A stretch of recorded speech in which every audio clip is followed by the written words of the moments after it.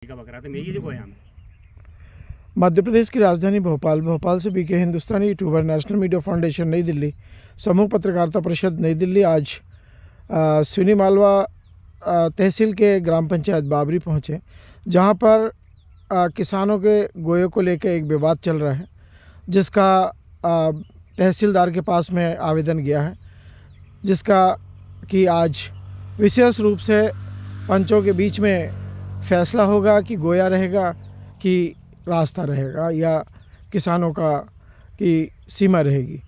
अतः हम इस वीडियो को इस मकसद से भेज रहे हैं जिससे कि तहसीलदार जी को ये सही जानकारी मिल सके कि किसान लोग आज 20 वर्षों से कितने परेशान थे और कुछ लोगों ने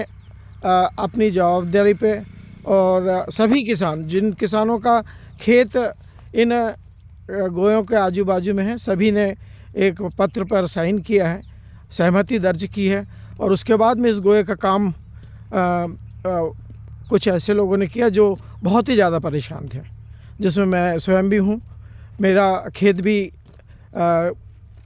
गोये के सेकंड मोड़ पर है, जहाँ जाने के लिए हमें दूसरों के खेतों में से निकल के जाना पड़ता है।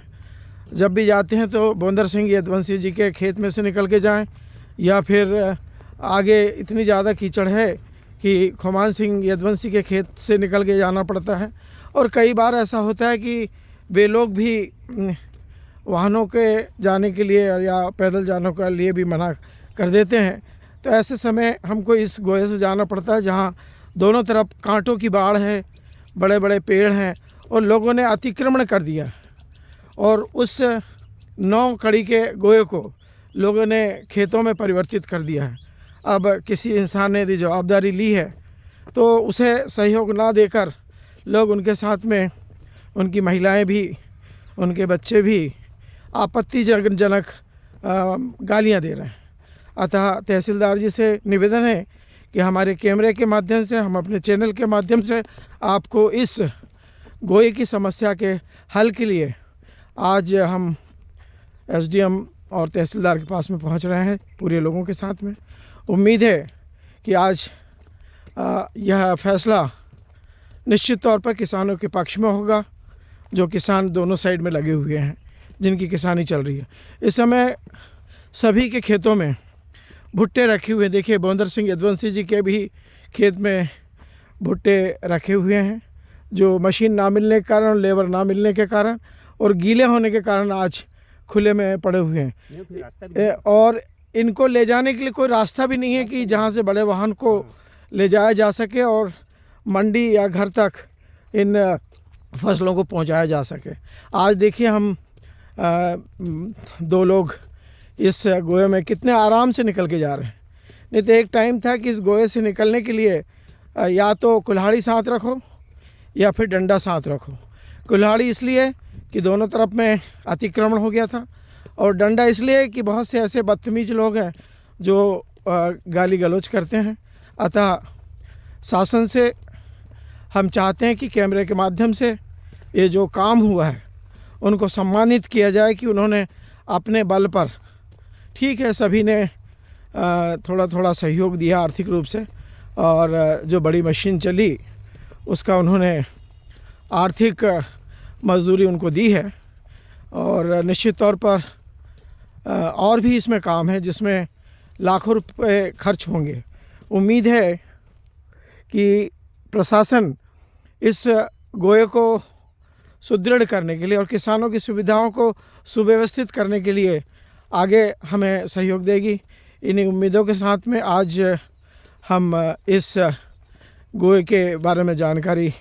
देने का प्रयास कर रहे हैं। इससे पहले भी हमने अपने चैनल के माध्यम से इस गोये की जानकारी जीवन सिंह यदवंशी जी के नाले तक दी है, क्योंकि वहाँ भी एक इतना बड़ा नाला है और वरिष्ठ पत्रकार बीके हिंदुस्तानी जी के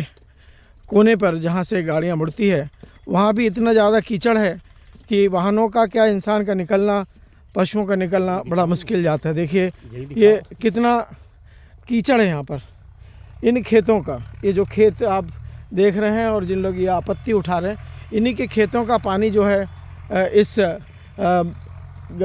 आकर जमा होता है और कीचड़ हो जाती है और वही लोग आज इस गोए के कार्य में बाधा पैदा कर रहे। देखिए प्राइवेट खेत हैं, यहाँ से किसानों को जाना पड़ता है जिससे कि उस गड्ढे में कोई असुरक्षित घटना ना घटे। इसी प्रकार आज भी और उस दिन जिस दिन हमारी टीम आई हुई थी भोपाल से, और आज भी हमारी टीम भैरंदा होते हुए यहाँ पहुँची है। और इस विवाद में शासन को हम पारदर्शिता के माध्यम से इस वीडियो को दिखाना चाह रहे हैं। ये देखिए ये कितना गहरा गड्ढा है। परसों इसमें मशीनें 3 घंटे तक फंसी रही, जिसको निकालने के लिए हमको दूसरी मशीन को लाना पड़ा। आप सोचिए, जो काम मात्र 8,000 में होना था, वो काम में हमें 35,000 रुपये का खर्च आया है। और निश्चित तौर पर कि किसानों के पास इस समय पैसा नहीं है और मशीन वाले पैसे के लिए परेशान कर रहे हैं। जो पैसा हमने दिया है वो मात्र इसलिए दिया था कि झाड़ियाँ थोड़ा आसपास की जो सिर में लगती थी, रास्ते को अवरुद्ध करती थी, उनको हटाया गया था। अब इसमें पत्थरों का भराव और हो सकता है कि मुरुम्बी और मट्टी भी, और मां नर्मदा के अनुमति के बाद वहाँ पे जो इस समय रेत में जो पथरीली रेत आती है उसका भराव करना भी पड़ेगा, ऐसा लग रहा है। अतः शासन से हम चाहते हैं, क्योंकि शिवराज सिंह चौहान जी ने ये कहा था कि आने वाले समय में मध्य प्रदेश के जितने भी किसान हैं उनके गोयों को मध्य प्रदेश सरकार अपने खर्चों के आधार पर व्यवस्थित करेगी। पर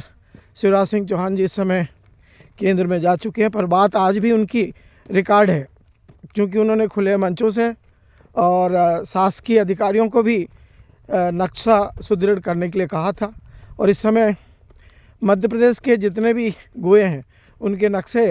आरआई और पटवारी और एसडीएम और तहसीलदार द्वारा अपडेट कर दिया गया है। पर चूँकि बिहार चुनाव सामने पड़ा हुआ है,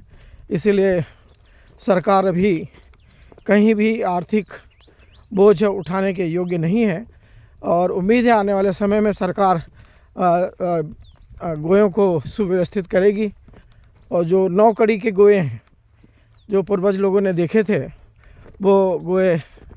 फिर व्यवस्थित हो पाएंगे। इन्हीं उम्मीदों को हमने ध्यान में रखते हुए 4-5 किसानों का भोपाल कार्यालय फ़ोन गया, और हमारी टीम वहाँ से सुबह 4:10 पर रवाना हुई। और अब टीम मां नर्मदा के पावन तट से नाव द्वारा पहुंची है, और इस गोए के बारे में विस्तृत जानकारी दे रही, क्योंकि आज तहसीलदार क्या नाम है तहसीलदार का? अच्छा, जो अभी नए एसडीएम आए हैं राय साहब, वो तो हमारे बहुत पुराने नायब तहसीलदार मित्रों में से तो नहीं कहा जा सकता, पर हाँ घनिष्ठों में से हैं। और आज हम चूँकि वरिष्ठ पत्रकार बीके हिंदुस्तानी जी के परिवार का भी खेत लगा हुआ है, कम से कम 30 से 35 एकड़, सभी भाइयों के हिस्से में 7 या 5 ऐसे कुछ हिस्से आए हैं,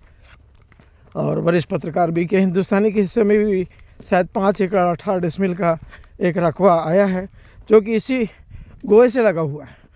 ये जो गोया देख रहे हैं, ये गोया ऐसा था कि यहाँ से एक बकरी का बच्चा भी निकलना मुश्किल था, पर कुछ लोगों ने जो जनहित के कार्य में लगे रहते हैं, उन लोगों ने बड़ा प्रयास करके, बड़ी मुशक्क़त करने के बाद में इस गोए का काम